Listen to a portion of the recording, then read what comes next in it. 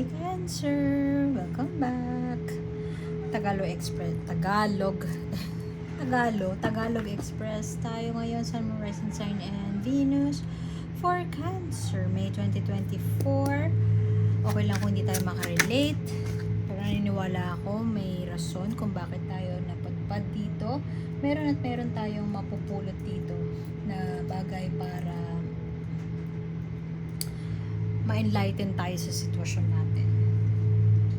Nahulog. Sorry. Uy. Stable finances. Subscribe lang tayo para makita natin yung next video sa pagbagong upload. Hindi ko masabi kung kailan yon. Maaaring doon may makaka-relate na tayo. Kung hindi tayo nakarelate ngayon. Mayroon din sa Oracle card bandang dulo. Baka doon makaresonate sa atin. Very much in your power, Cancer. Harnessing courage. Ganda. Ganda ng reading ni Cancer. Saying yes to yourself, nurturing yourself, nurturing your resources, perhaps gratitude sa mga blessings na padating. Siguro in the recent past, let's say naubos ang ating kabana, ang budget, naubos ang budget, nawala ng trabaho, pwedeng ganon, or may big investment. So ngayon parang focus ka na sa practicality and parang investing anew para ma-replenish yung nawala. Pero so far so good. Meron kang pinagtagumpayan in the past. Maaaring yun nga malaking gastos. Na-scam ka, pwedeng ganon. Pero ngayon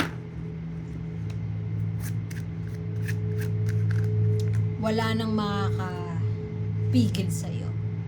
Wala nang makakasira sa'yo. Wala nang makakatibag sa'yo. May napagdaanan ka na mabigat na napagtagumpayan mo.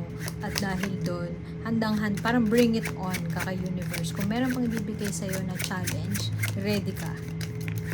Ready ka, ready harapin. Uy! Ganda ng cards ni Cancer. When it rains, it pours. So siguro dahil kung naniniwala kay God, nakita ni God yung effort mo to endure yung pain na nangyari sa'yo in the past. Ginawa mo yung part mo and ginawa mo yung best mo para mapagtagumpayan yan. Gusto kanyang i-reward. Pwedeng travel, pwedeng new business venture, may offer, pwedeng pamana, new ways to grow. Siguro kung halimbawa goal mo is mag-shift ng career, pwedeng na-reject ka or hindi ka nabigyan ng pagkakataon to do so in the recent past. Malakas yung willpower ni Cancer para mag-work around dun sa kung ano man yung meron siya ngayon. And nakikita ko na may gratitude. Kung hindi yung binigay sa'yo, may maturity and grace to accept kung ano lang yung kayang ibigay ni universe at merong gratitude regardless of. Alam mo na hindi yung binigay sa'yo dahil may rason. Uy, masyado marami. Pwedeng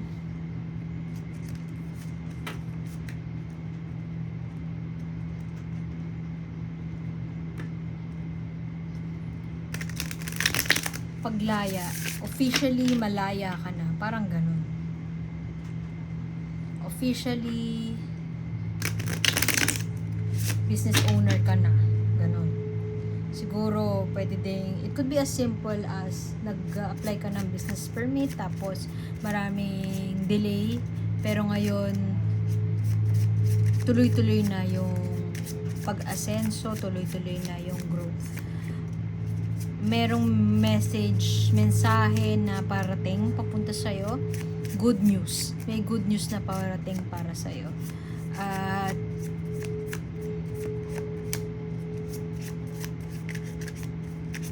mabilis mo itong pagdedesisyonan.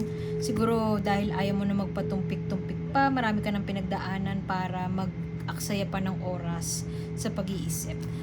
Essentially, alam mo kung ano yung makakapagpaligaya sa'yo. At nasa punto ka ng buhay mo ngayon na kontento ka kung ano yung meron sa'yo. Siguro masyadong ganun kabigat yung pinagdaanan mo na akala mo mawawala mo na lahat. Pero dahil napagtagumpayan mo siya, meron kang regaluhan ka ni universe. Pero of course, hindi perfect ang path to success. Hindi siya perfect, pero alam mo na kasama yun sa proseso. Pwedeng parang I'm leaning towards dun sa thought na bagong business venture, mag-invest. Parang may offer sa'yo to invest and alam mo kung paano magdumiskarte para maging successful dun.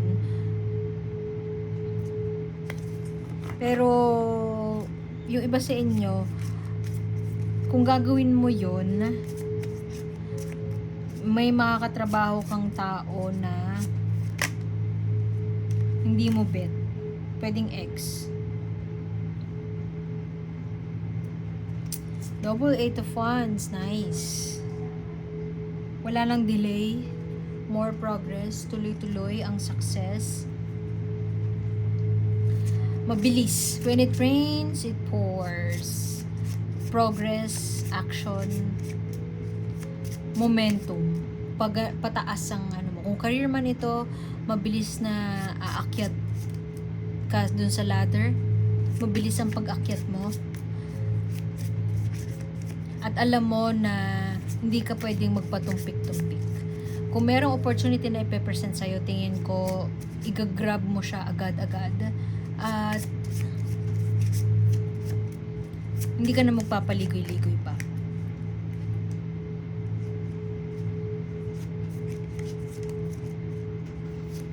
Pwede din na, 'di ba sabi ko kanina, pwede ding makakatrabaho mo yung ex mo, kaya reluctant ka to accept yung offer.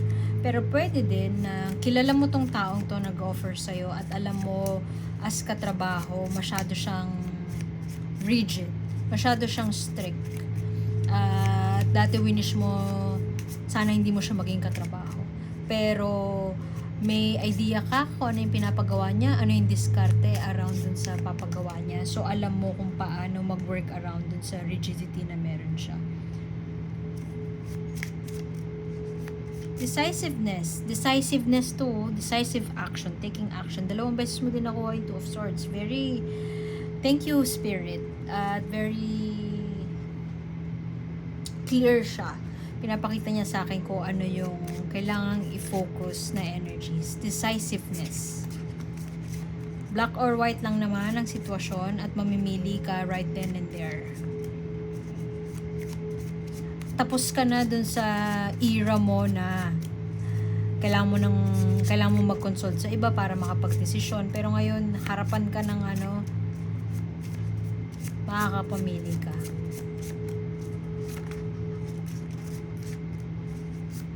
Hindi ka mahihirapan. Everything will be flawless. Flawless yung transition. Flawless yung negotiation kung meron man. Pero at the same time, minsan hindi mo mapigilan isipin na para sa akin ba talaga to? May enough resources ba ako para i-execute to? Minsan napanghihinaan din ng loob. Pero daming bagong opportunities parating sa'yo, Cancer. Ace of Pentacles, Ace of Swords, breakthrough moment. Pwede din yung iba sa inyo aalis. Magta-travel. Opportunity to explore Baka yung offer ay overseas. Work overseas. Or pwede din na meron kang opportunity to work overseas pero magka-counter offer yung company mo na kung nasaan ka man ngayon. Bibigyan ka ng mas mataas na offer. Pwede din na yun lang talaga yung hinihintay mo kaya hindi ka na magpapatumpik-tumpik. Essentially, may good news na paparating sa'yo, Cancer. And your cards are so nice. Mabilis. Actually, baka nga hindi mo ina-expect na mabilis ang pag-akyat, mabilis ang movement. So, kung hindi ka magpapatumpik-tumpik, yung opportunity at yung offer ni universe, hindi rin magpapatumpik-tumpik.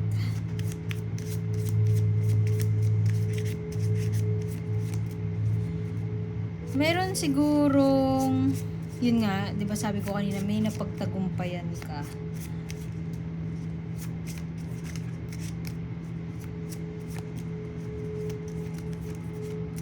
Kung cross-watcher ka at nasaktan mo si Cancer dati, napatawad ka na niya. Mukhang napatawad ka na niya. Siyempre si Cancer lang makakapagsabi nun. Pero mukhang napatawad ka na niya. Walang need para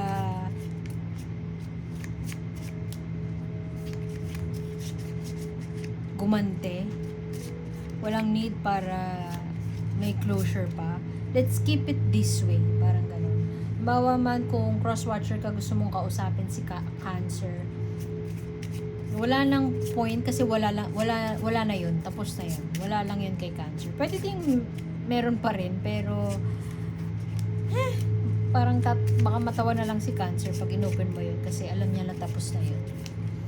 Although, siguro aminin ni Cancer na busit siya sa'yo dahil sa ginawa mong yun. Pero sabi niya sa'yo wala yun, tapos na yun. Masaya si Cancer kung nasan siya ngayon. Nabayaran niya na yung karma niya. Nabayaran niya na kung ano man yung karma na binigay sa kanya ng universe. Napagbayaran niya na at napagtagumpayan niya na. So, siguro si Cancer nandun na sa point of his or her life ngayon na wala nang need para i-romanticize ang nangyari sa nakaraan. Wala nang need para mag-attach pa sa kung ano nangyari sa nakaraan. Wala nang need para magdrama. Ayaw ni Cancer ng drama kahit sometimes madrama siya. Ayaw niya ng drama. So, pwedeng ikaw to, Cancer. Pwede ding ito yung mga katrabaho mo. With this one, authoritative figure. Cold-hearted bitch to. Detached. O, pagandahin natin. Detached. So, it's either Aquarius, Libra, Gemini, somebody around you,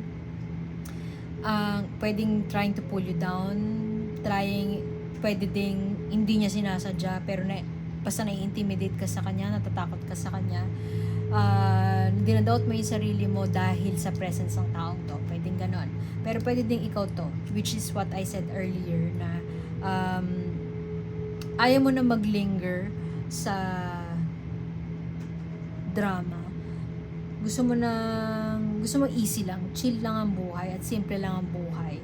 Ayaw mo na sa kahit anong komplikasyon kasi alam mo na hindi siya nakakatulong sa iyo. Yes, character development. Consanguinity. Actually, ma-relate ko to sa Two of Cups sa sa tarot. Pwedeng masyado kang detached, Cancer, na nagsha-shutdown ka na lang at hindi ka nakikipag-usap sa mga tao. Pwedeng ito ay sign na find your tribe.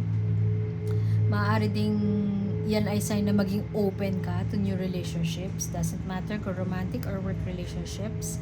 Open yourself out. Put yourself out there. Hindi ko sinasabi na mag-party ka, manghingi ka ng attention.